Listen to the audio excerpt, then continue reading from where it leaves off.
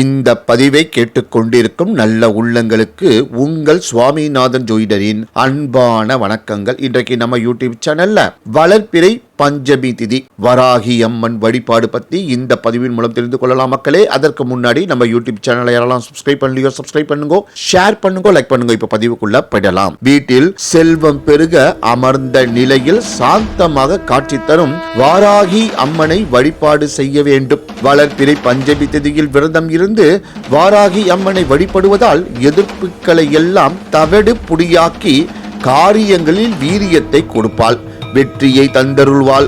இந்தியாவில் வாராகி அம்மனுக்கு 2 இடங்களில்தான் ஆலயங்கள் உள்ளது.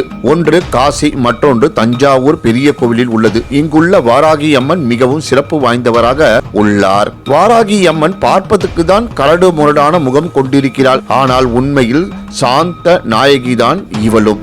இன்று வளர்பிறை பஞ்சமி திதியாகும். இன்று விரதமிருந்து மாலையில் வாராகி அம்மனை நினைத்து தீபம் ஏற்றி மாதுளை பழம் நேவேத்தியம் வைத்து வழிபாடு செய்த பின்னர் கோவிலுக்கு சென்று தேங்காயில் நெய் ஊற்றி தீபம் ஏற்றி உங்கள் குறைகளை சொல்லி வழிபாடு செய்ய வேண்டும். வாராகி அம்மனை இரவு 6 மணிக்கு மேல் வழிபாடு செய்வது மிகவும் சிறப்பு வாய்ந்ததாகும்.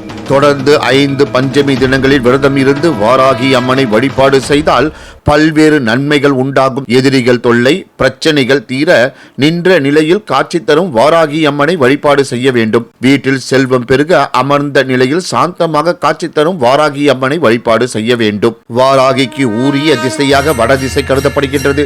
எனவே இந்த திசையில் அமர்ந்த அம்மனை வழிபாடு செய்வது உகந்தது. வீட்டில் தினமும் ஒரு அகல் விளக்கு ஏற்றி வைத்து அந்த அகல் விளக்கில் வாராகி அம்மன் இருப்பதாக நினைத்து வழிபாடு செய்ய வேண்டும். வீட்டு பூஜை அறையில் வாராகி அம்மன் படத்தை வைத்து வணங்கலாம். வாராகி அம்மனுக்கு விருப்பமான நீலம், சிவப்பு, மஞ்சள் நிற உடைகளை உடுத்தி வழிபாடு செய்வது சிறப்பான பலனை தரும். இன்று வளர்பிறை பஞ்சமி திதியில் விரதம் இருந்து வாராகி அம்மனை வழிபடுவதால் எதிர்ப்புகளை எல்லாம் தவிடு பொடியாக்கி காரியங்களில் வீரியத்தை கொடுப்பால், வெற்றியை தந்தருவாள் எங்கள் வாராகி அம்மன் என்று கூறி இந்த சிறப்பான ஆன்மீக பதிவை நிறைவு செய்கிறேன். நன்றி, வணக்கம், வாழ்க வளமுடன்.